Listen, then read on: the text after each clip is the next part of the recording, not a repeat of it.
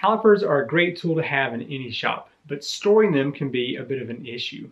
If you put them in the storage box, they get stuck on a shelf somewhere and you forget about them. If you just toss them on your workbench, you can damage them or get them dirty. A simple solution for storage is the Lanmu storage holder for calipers. It's a pretty unique and very simple design. It just allows you to store the caliper on a wall using this simple clip. So let's go ahead and install this and see what it looks like. The unit comes in this small box and has two different mounting options. It has some hardware and also a sticker that can be used to adhere to a surface, and you just stick this directly to it.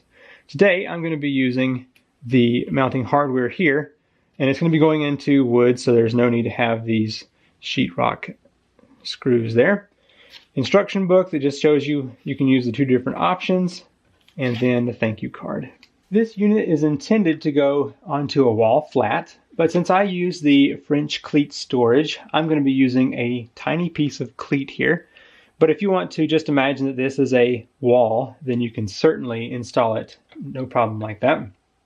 So I'm just going to line this up on my cleat piece where I want it, and then simply put a couple of holes here to represent where this is going to be going.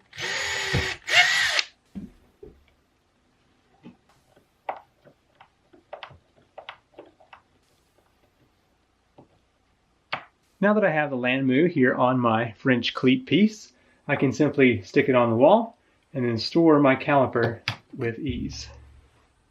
The Lanmu holder does have some tolerance to fit different caliper sizes.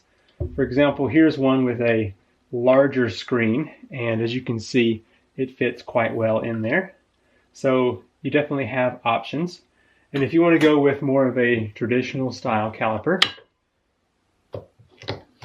as you can see, it will also fit that.